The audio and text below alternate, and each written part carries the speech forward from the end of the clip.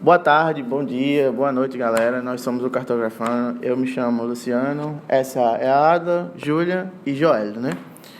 A gente vai apresentar para vocês, basicamente, o uso do Strava, né, na cartografia. A gente vai apresentar aspectos e ideias e recolher um pouco da experiência de como foi essa aula, né?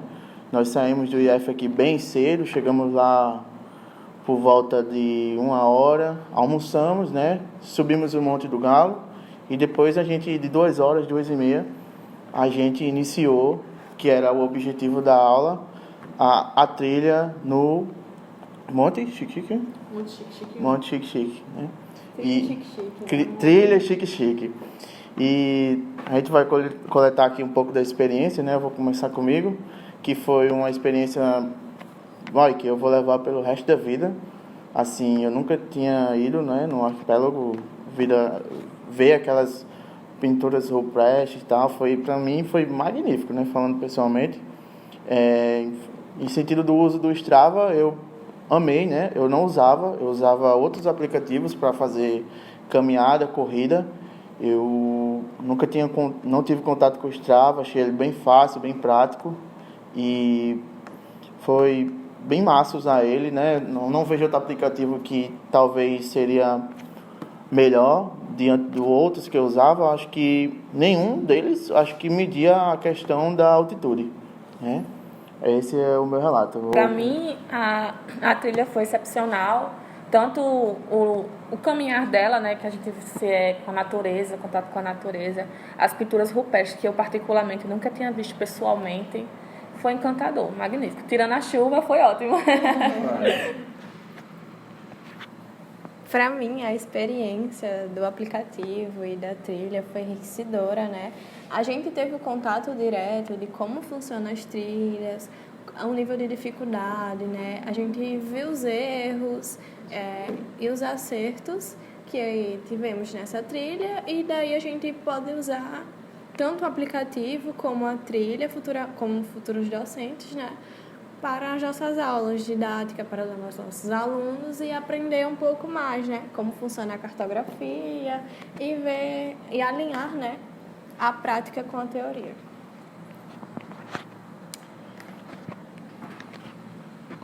Para mim foi uma boa experiência, apesar das dificuldades que a gente teve.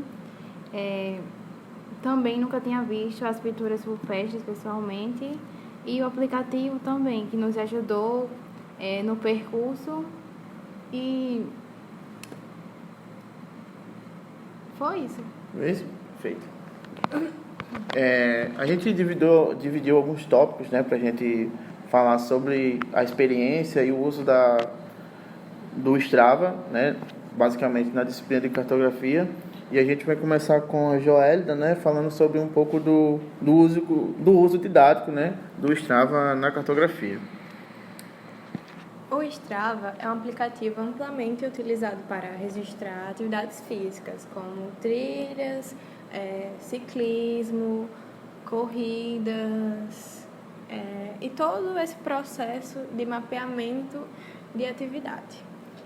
Ele permite, né, o registro do seu percurso, a altitude, o tempo, a velocidade média e a variação do terreno, o que é essencial para as análises cartográficas, que foi o que a gente utilizou durante a trilha. E o Strava também pode complementar as ferramentas tradicionais da cartografia, como o GPS e mapa topográfico, né?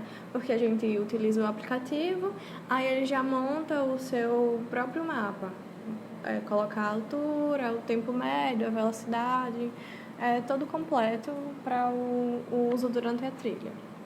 Bem, pessoal, essa foi a Joelda, né, falando um pouco mais sobre o uso didático do aplicativo Strava na cartografia. Eu vou falar um pouco aqui sobre a aplicação do Strava na trilha, né? Um tópico que é bem importante a gente trazer, que é o aplicativo ele é bem acessível. Então, qualquer pessoa com smartphone, seja Android ou iOS, consegue baixar ele de graça na Apple Store e na Google Play, né? Google Play, né? Consegue baixar, ter acesso. O aplicativo ele funciona sem internet, né? Apesar de ele ter algumas limitações sem internet, mas sem internet ele também funciona. Com a internet você tem mais experiências e engloba mais a questão do uso, né? Tem mais funcionalidade para o uso do Strava na cartografia.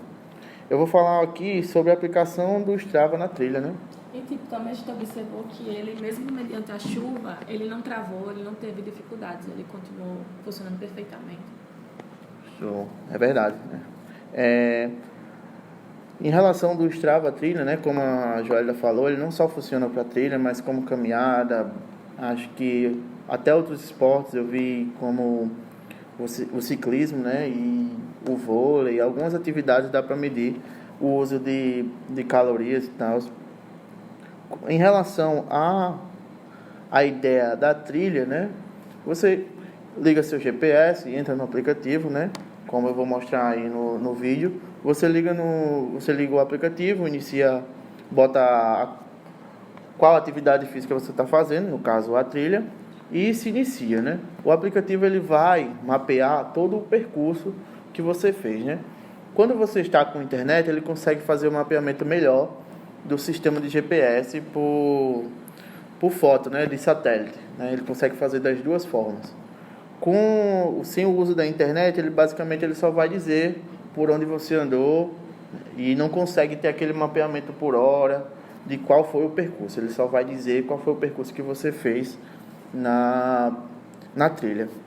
Com o Strava, você consegue também ver a questão da altitude, né? Que foi uma das questões que foi abordada, né? Também com a professora Nala, porque a gente subiu uma serra e ela era muito alta, a gente demorou cerca de 1 hora, 40 minutos para subir, e chovendo, foi bem complicado, né?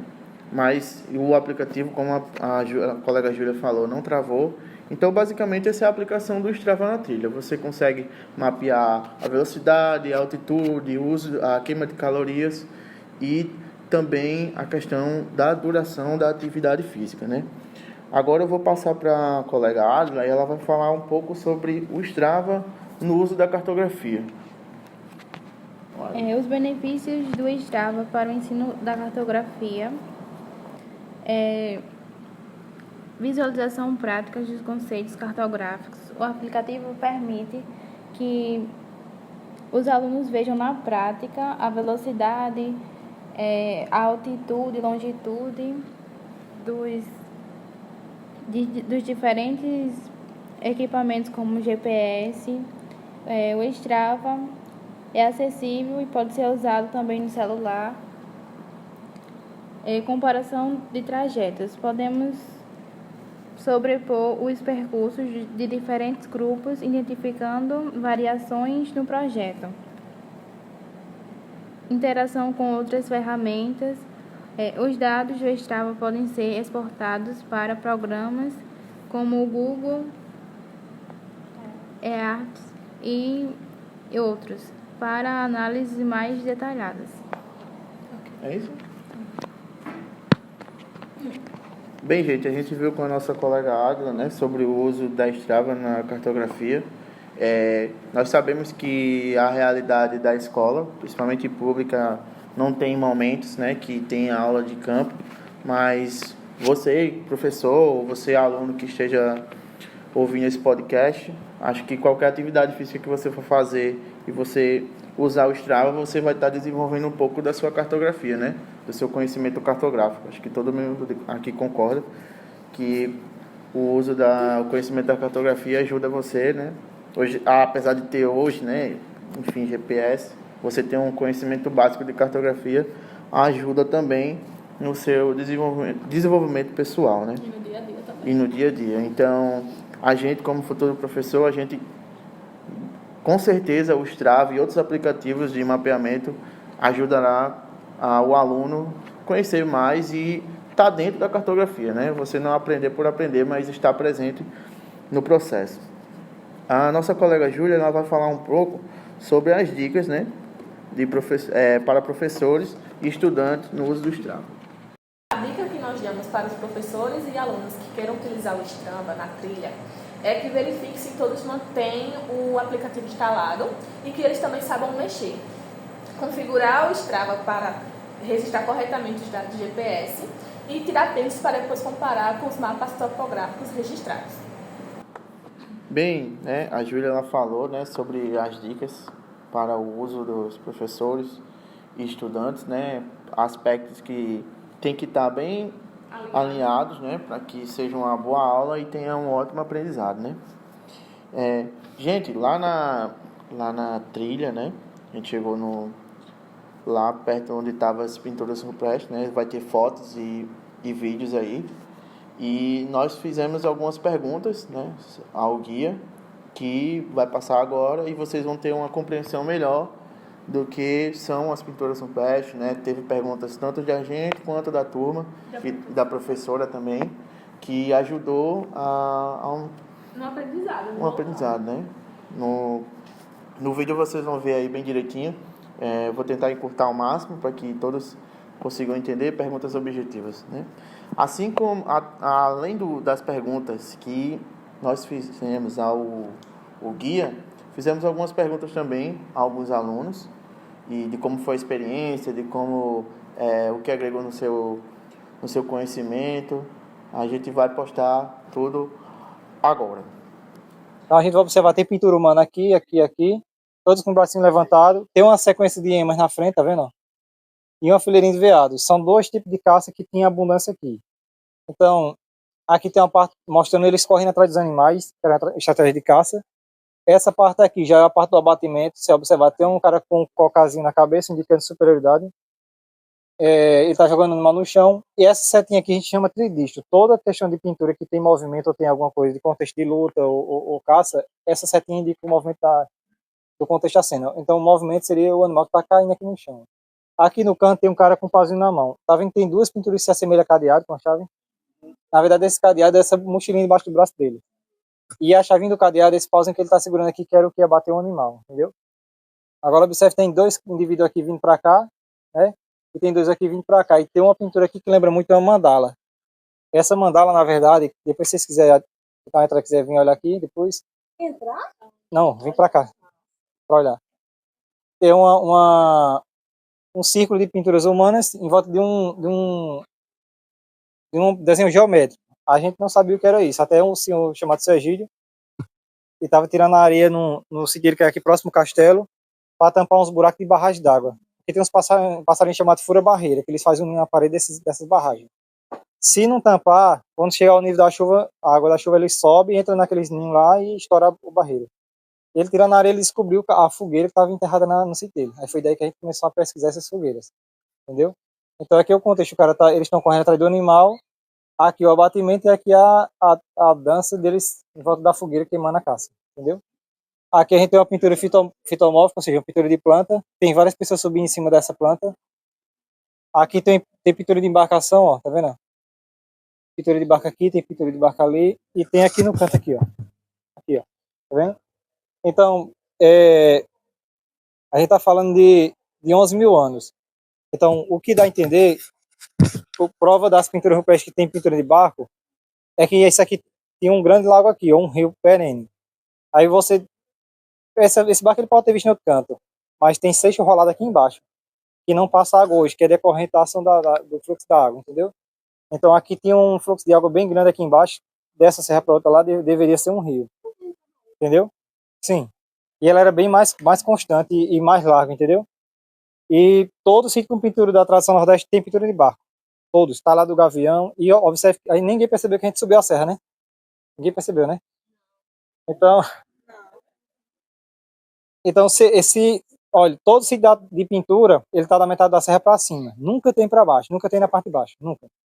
Então, seria o que dá a entender seria que na parte de baixo seria água. Então, eles ocupavam da metade da serra para cima, que facilitava a questão. Alunos que também participou da trilha junto com a gente, e eu gostaria de saber qual foi o aplicativo que ele utilizou e como ele funciona. Fala pessoal do Cartografando. Bem, eu utilizei o Strava. Nesse aplicativo ele funciona da seguinte maneira: quando você escolhe a atividade, no nosso caso foi uma trilha, não é isso? Eu escolhi a atividade, ele vai dar o ponto de saída e o ponto final, né, o ponto de chegada. Aí ele vai calcular o tempo de movimentação que a gente teve lá na trilha e o tempo que a gente ficou parado. Ele separa esse tempo de movimentação e o tempo de pausa. E também ele calcula a quilometragem que a gente gastou ida e de volta, foi em torno de 3 km ida e de volta, e a elevação, que foi de 119 metros.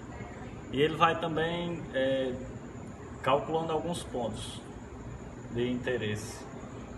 Nesse caso não, porque lá a trilha não era conhecida, mas foi que não é uma cidade assim, que nem Natal. Ele vai destacando pontos turísticos, por exemplo, ele também tem essa função. E basicamente é isso, calcular a distância, o tempo e o percurso. Muito obrigada. Para a senhora, qual a importância da aula de campo para os estudos da cartografia? Bom, eu acho primordial, claro, né, que eu sou professora de cartografia, então eu sou até suspeita de falar. Mas a aula de campo, ela permite que o aluno ele vivencie os mapas na tridimensionalidade. Então você vai para o campo, você está vendo lá uma montanha, você está vendo lá uma serra, você está vendo lá o leito de um rio, aí você consegue depois ver, por exemplo, um mapa topográfico e conseguir visualizar aqueles elementos no seu mapa topográfico.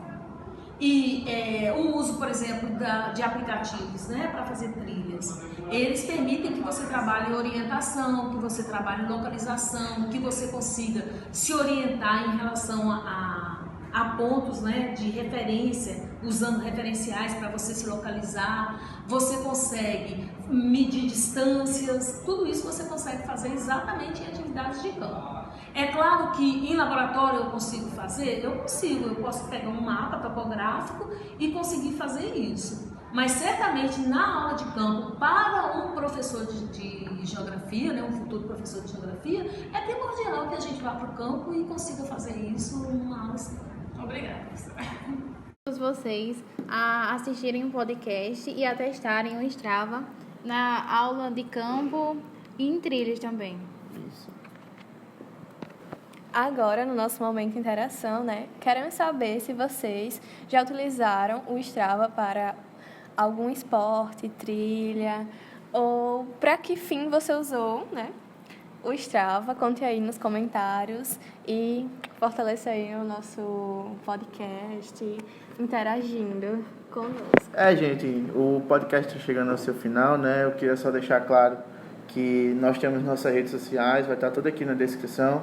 Vai ter um link também para pessoas com acessibilidade, né? Eu já preparei um arquivo, né, com pessoas para um podcast de áudio com descrição, vai estar tudo aqui para ajudar, para aumentar o alcance do Strava. Sigam as nossas redes sociais, deixem um like. Nos acompanhe, qualquer dúvida, pergunta, pode deixar aí, tá? Pode deixar aí que as meninas respondem aí, estão à disposição. E é isso, muito obrigado, foi uma experiência incrível, né, gravar um podcast. Deixar os agradecimentos aqui à professora Narla pela experiência que foi a aula, pela experiência que foi o uso do aplicativo na cartografia, e acho que não só eu, mas as meninas pretendem sim levar isso para a sala de aula. A gente agradece a todos por terem nos acompanhado e até o próximo episódio. Tchau.